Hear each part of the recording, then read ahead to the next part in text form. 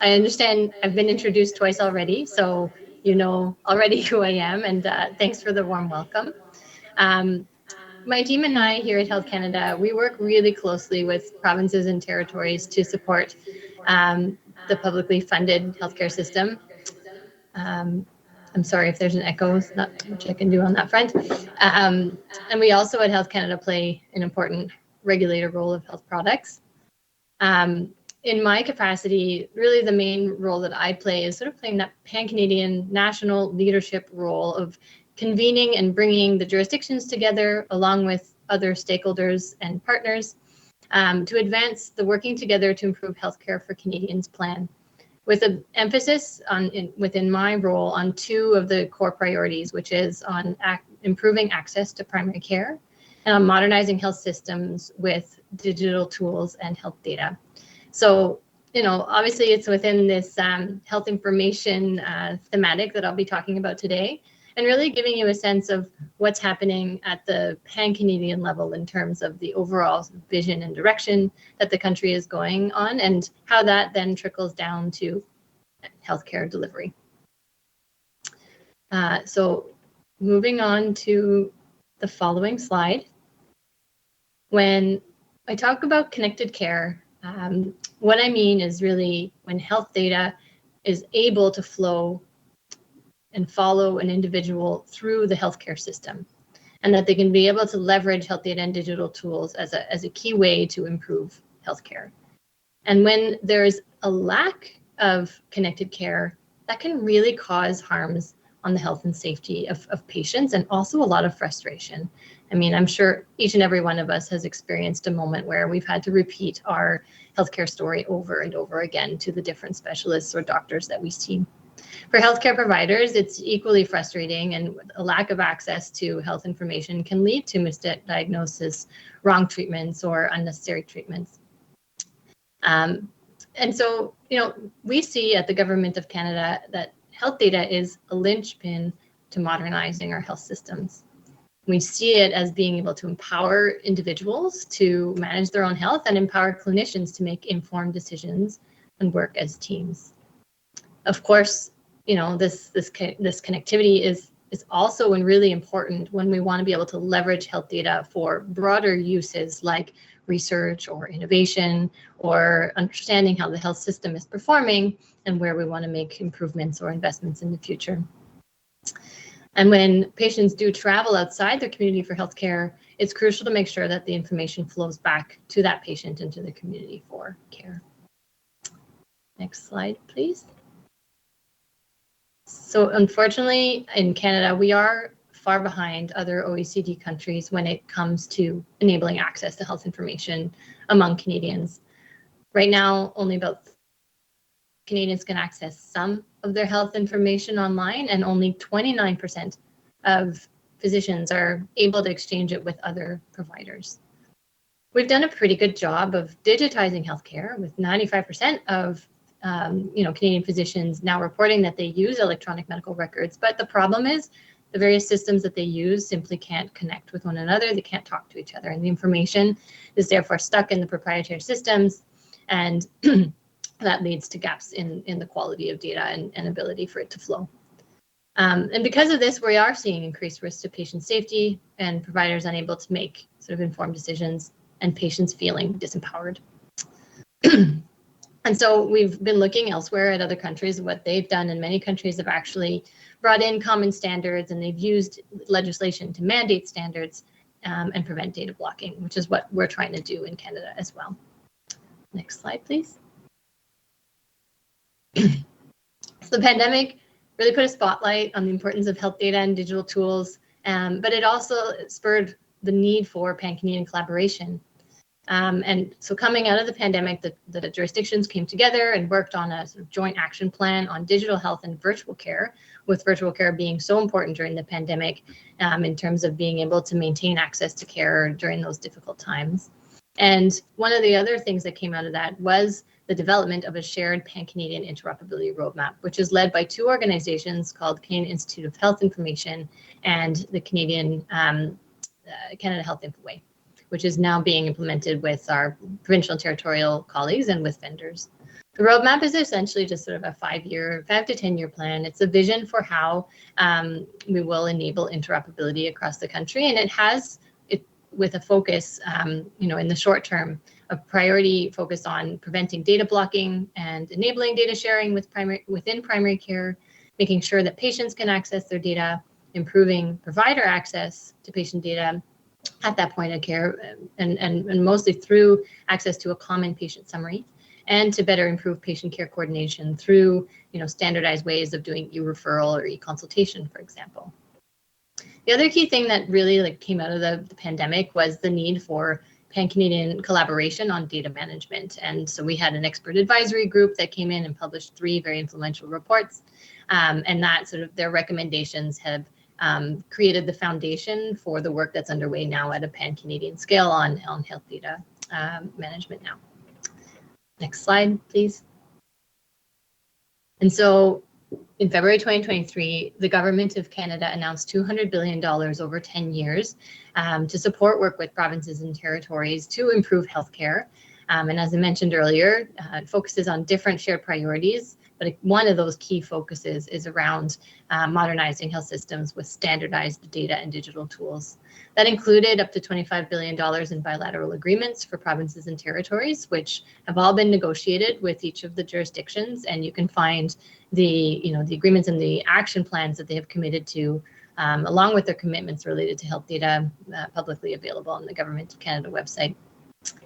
There was also $2 billion for an Indigenous Health Equity Fund, which is being co-developed with Indigenous partners and Indigenous Services Canada. And also worth mentioning, an investment of $505 million over 5 years to the Canadian Institute of Health Information and Infoway and some other federal partners to support all these efforts in leveraging health data and healthcare. Next slide, please. So as part of this working together plan, provinces and territories all agreed to 5 key health data commitments, so 5 priority areas. The first is on collecting and sharing high quality data and transparently reporting that to Canadians so that they can see the improvements that are being made to healthcare. There was also a commitment to align and adapt with common standards, both technical exchange standards and data standards, to better connect the healthcare system, which is being driven through the roadmap that I just mentioned beforehand. There was also a commitment to better align the policy and legislative frameworks across the different PT governments to support effective data sharing for the public good. So if you've got standards that are helping with the technical interoperability, you also need to take care of the human side and facilitate a bit of a culture shift, shifting away from a culture of data custodianship where data is held very tightly out of fear of sort of liability or privacy breach, to responsible data stewardship where privacy and security is a top priority, but it's also shared effectively with trusted partners so that it can be used for things in the public good, such as health system improvement or public health response. There was also something very important in terms of a commitment to take a principled approach to any health data management effort that's being taken that really puts individuals and those involved in their care at the center of any approaches that are taken. And it puts as a priority an emphasis on patient engagement and on equity and on concepts such as Indigenous data sovereignty. And then lastly, the final commitment was around better sharing and collecting public health data to help the country respond for emergency preparedness and pandemic response. Next slide, please. All this to say, over the past year, there's been quite a lot of positive progress and momentum, probably more momentum than we've ever seen in the last sort of several decades of efforts trying to move towards a more connected care system. We have all the provinces signed on to the interoperability roadmap. We have governance structures that have been sort of revamped and better aligned to be able to connect health systems data and public health data efforts. And also, for the first time, have included all the national Indigenous organizations as part of the Federal-Provincial-Territorial governance tables so that they can actively participate in the discussions underway. Probably the most important piece of progress is the approval of an FPT, which is Federal-Provincial-Territorial Action Plan, and the Pan-Canadian Health Data Charter, which represent the framework that is guiding all of the actions that are related to those 5 priorities that I just explained. And one thing that we are quite proud of that happened just this last spring is we were able to work with our minister to introduce Bill C-72, the Connected Care for Canadians Act, which aims to accelerate the goals of our interoperability roadmap by requiring vendors to align to common exchange data standards and prohibiting them from data blocking. And I'll share some more details on that very shortly. And so next slide. Looking ahead, we want to harness this momentum and continue to drive progress against these priority areas. Of course, the interoperability roadmap, it is a long-term journey, but we will continue to make progress on the short-term priorities and hopefully see some accelerated action as a result of Bill C-72, which is still going through the parliamentary process. There's also a lot of focus on the operational side with respect to data sharing. Thinking of a trusted exchange framework similar to what exists in the United States through what's called the TEFCA, to make it easier for communities and organizations to participate in data sharing while retaining control over their own information. On policy alignment, in the last year, there's been a community of jurisdictional colleagues and a few external stakeholders that have come together to provide some initial recommendations to the Canadian Institute of Health Information, who is expected to go out and engage further, including with Indigenous communities, to develop a health data stewardship framework and governance structure to be able to support more consistent approaches to data management and data collection. And have some greater alignment between the community of health data stewards in the country.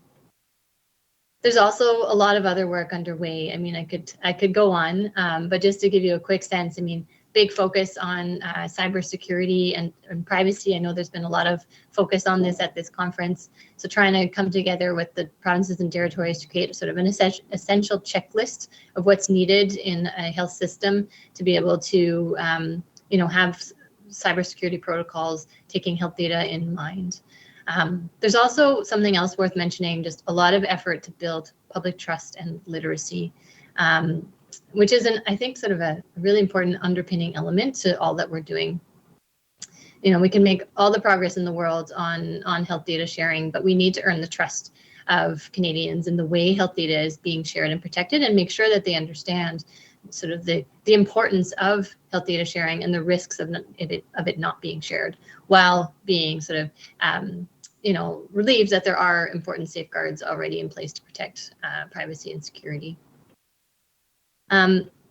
So with that, I think that gives you a good snapshot of the overall priorities that are underway. We'll go to the next slide, and I'm just going to dive a little bit more deeply in sort of to the two key priority areas that I think would be of interest to this community. So the first is just giving you a bit more detail on Bill C-72, the Connected Care for Canadians Act.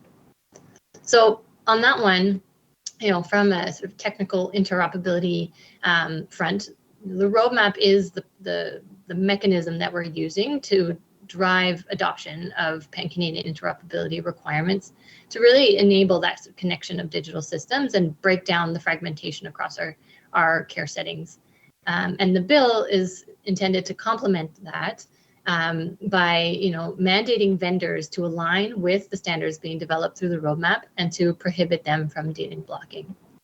And so when I talk about data blocking, what I mean is when health information is interfered with or prevented from being accessed, exchanged, or used when privacy laws allow for it. We've heard, for example, that there's instances where patients or providers are not being given access to the data that they need to support their needs, even when privacy rules allow for it, or when a patient consents. So the goal is to ensure that patients and communities are in control of their information. And while we recognize that data blocking can sometimes occur unintentionally, it can sometimes also occur intentionally, such as when clinicians are charged between $5,000 and $10,000 or more to, for example, switch from one electronic medical record system to another.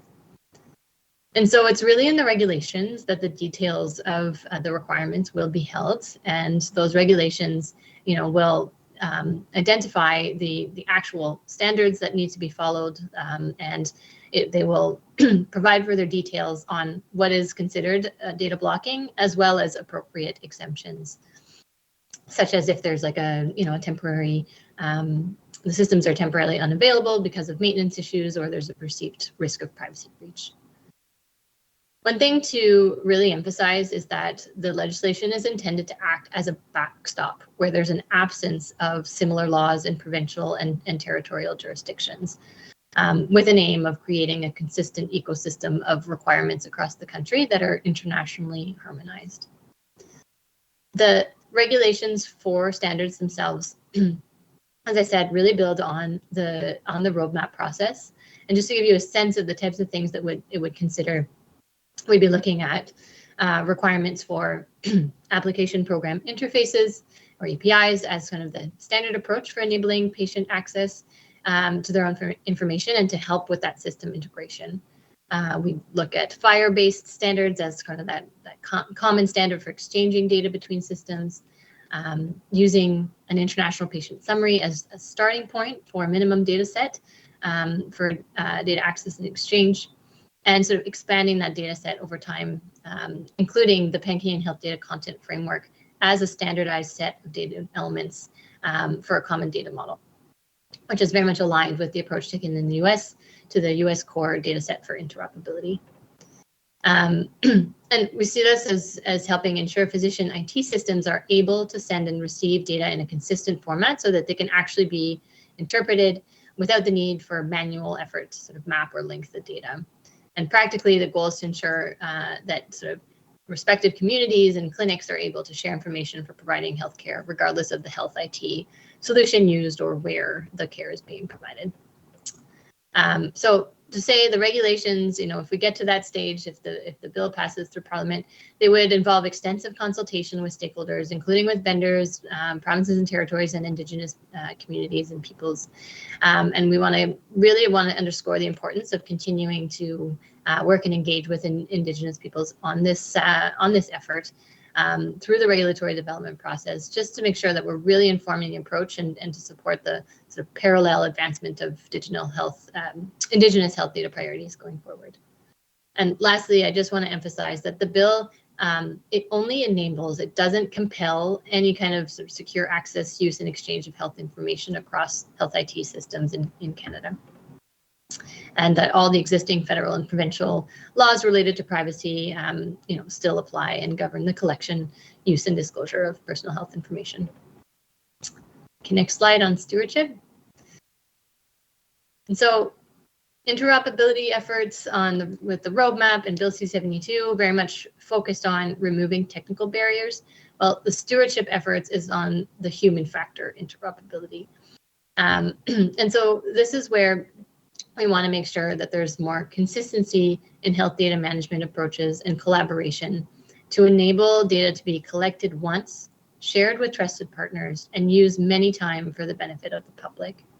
As I mentioned earlier, there was this very active working group with a leadership role from Ontario that developed some initial recommendations outlining the elements that are needed for sort of a more structured approach to data stewardship, including common data policies, standards, data management practices, and governance.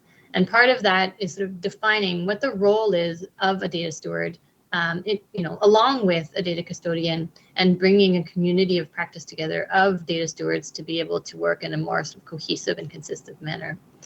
And so the Canadian Institute of Health Information over the next year is taking those initial recommendations and building out a formalized data stewardship framework and governance structure on a pan-Canadian level, and will be engaging over the course of the year to make sure that their thinking aligns well with the needs of the ecosystem, and again making sure that whatever efforts are happening on this can align where necessary with Indigenous efforts, but also promote parallel tracks as Indigenous communities advance their own health data priorities.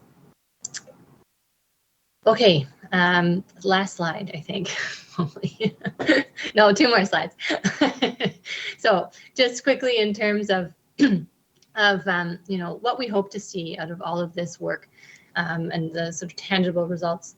I think, at the core of this strategy is a modernized, connected health data system where the imperative is to enhance patient safety.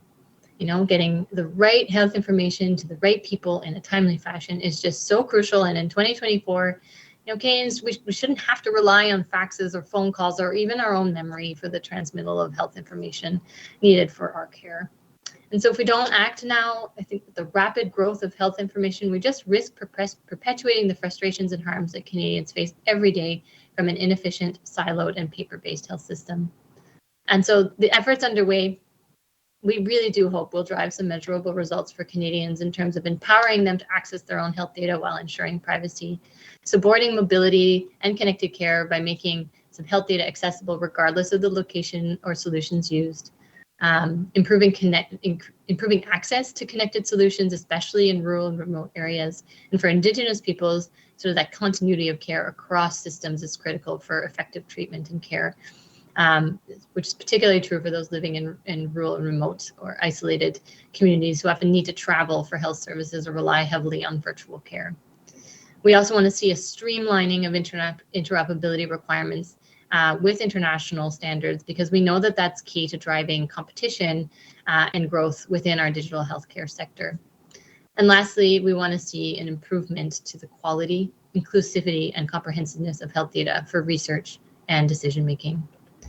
If we really want to achieve these benefits, we need clear, consistent pan-Canadian interoperability requirements and policies similar to those in place in other countries, so that patients and healthcare providers can access the data that they need.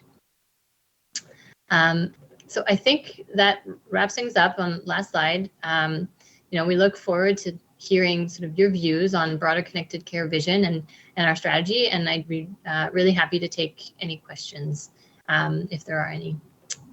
So thanks, everyone.